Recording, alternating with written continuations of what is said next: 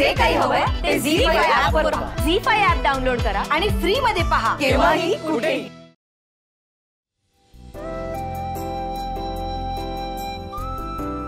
तू जर का म्हणत असशील तर नाही जात मी.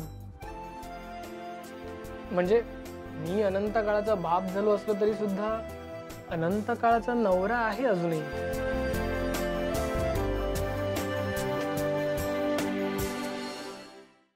शीतल, मी रिझाइन करतोय. हल्ली प्रत्येक फील्ड मध्ये स्त्रिया या पुरुषांबरोबर बरोबरीने काम करतायत. मग कर्तृत्वाच्या बाबतीत जिथे जिथे आता काहीच फरक उरला नाहीये, तर मुलगा मुलगी वंशाचा दिवा ह्या सगळ्या संकल्पनांना जागा कुठे उरली? हो. अरे वा, जमलं की तुला तिचं लंगोट बदलणं. न जमायला काय, लंगोट बदलणं काय कठीण आहे का? तुला जे वाटत होतं ना तुला जे जमणार नाही ते तुला जमलंय. आता तू लवकरच ना तिची शिशी पण साफ करायला लाग. ओके? काय झोपलं का पिल्लू? झोप झोप, आपण उद्या गप्पा मारू. आणि बघ, रात्री जाग आली ना तर आईला उठवायचं, मला उठवायचं नाही.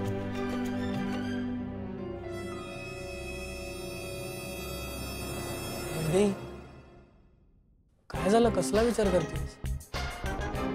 बरं वाटत नाहीये का? मानसाज गुरुजी आले होते ते असं म्हणाले की मला त्याचंच टेन्शन आलंय. जे काही कठीण प्रसंग येणार आहेत ना ते येऊ दे. आपण दोघं मिळून त्यांना सामोरे जाऊ. आणि गुरुजींनी काय सांगितलंय हे लक्षात ठेव. आपल्या दोघांना एकत्र आणणारं आपलं पिल्लूच आहे. ते आपल्याला कधीच वेगळं होऊ देणार नाही. वैदेही, मला असं कळलंय की शीतल आणि शाल्मली मूल अडॉप्ट नाही करू शकत. मूल दत्तक नाही घेता येणार. हे सगळं शाल्मली नाही सहन करू शकणार. मला खूप काळजी वाटते. I am really worried.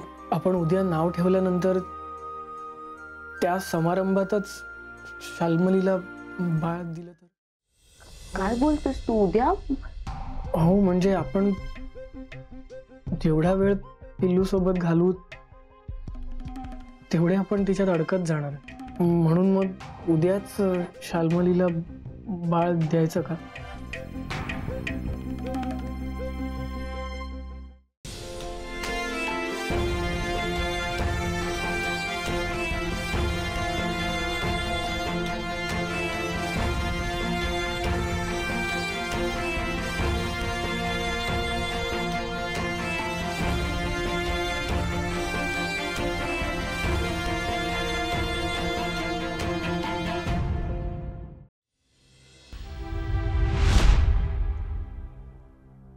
हाय.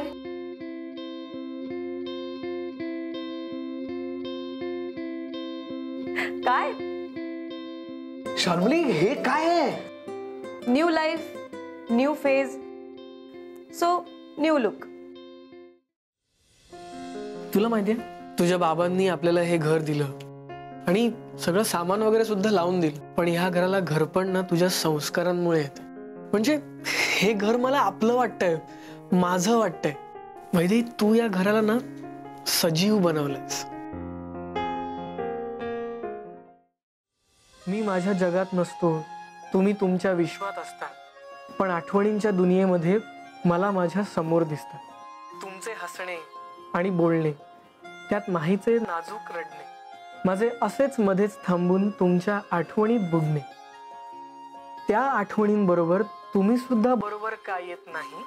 मानस वैदेहीचं प्रेम आणि मानस वैदेहीची माही. वैदेही, ही बाईक बघ, तुझी किती आतुरतेने वाट बघते. निघूया? येस.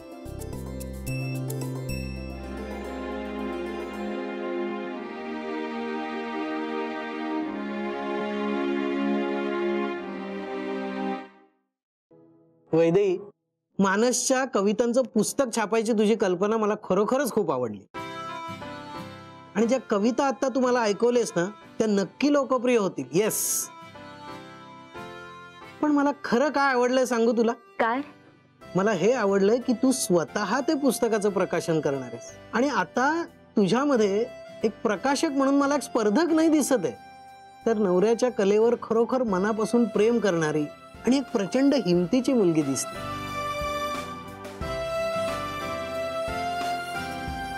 थँक्यू काका. पण वैदेही, पुस्तक छापायचं, प्रकाशित करायचं म्हटल्यावर त्याच्यावर प्रकाशन संस्कार करावे लागतात.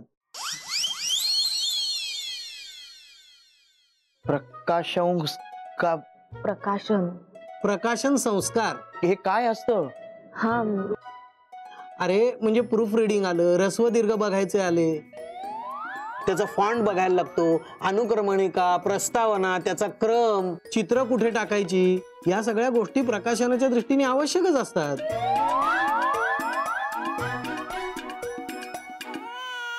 माही माही का बाळा, काय रडतेस का तू? काय झालं? हे बघ हे बघ हे बघ कसा आवाज करतोय.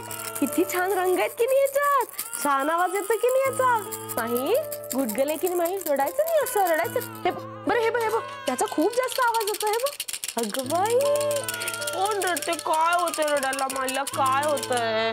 माईला काय होतंय रडायला? मी घेऊ का तुला माई? हं थांबा शाणी माझी बाळती. नको ग नको रडू नको. काय होतंय काय? मी गाणं म्हणू का तुझ्यासाठी? हा हे बघ. लिंबोणीच्या झाडा मागे चंद्र झोपला ग बाई, आज माझ्या पाडसाला झोप का ग येत नाही. माही थांब ग बाळा रडायची.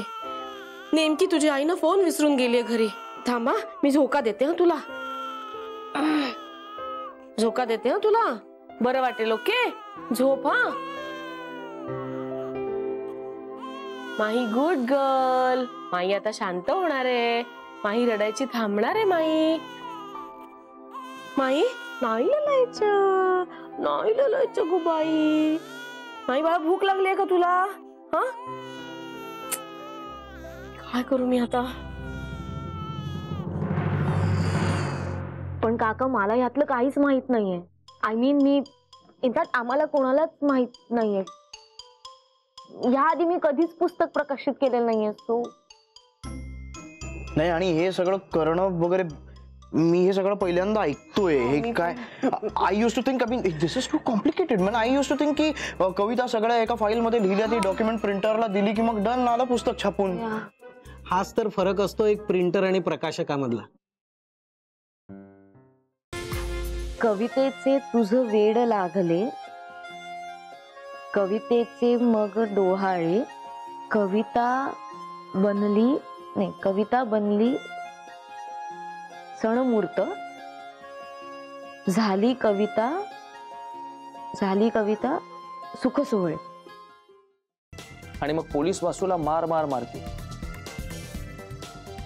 आणि वासू म्हणेल की जोपर्यंत देवाशिष माझ्या आणि मधुराच्या लग्नाला होकार देत नाही तोपर्यंत मी देवाशिषला परत आणणार नाही. मी पुण्याला गेले आणि इथे नंदिनीने पुन्हा काही घोळ घातला तो जमणार नाही का तुला?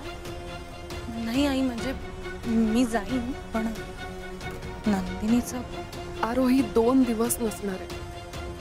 म्हणजे फक्त मी आणि तन्मय. तू जा.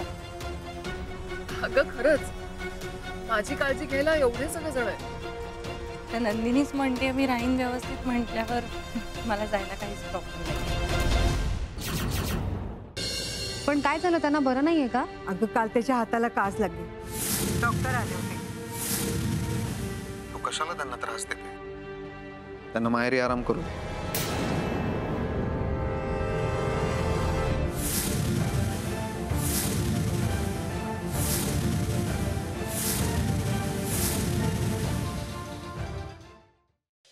काय झालं, लाईट्स का गेलेत? हॅलो कोण आहे?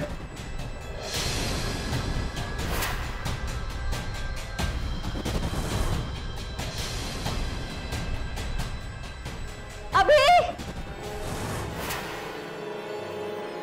मीनाक्षी. आणि मग पोलीस वासूला मार मार मारतील आणि वासू म्हणेल की जोपर्यंत देवाशिष माझ्या आणि मधुराच्या लग्नाला होकार देत नाही तोपर्यंत मी देवाशिषला परत आणणार नाही.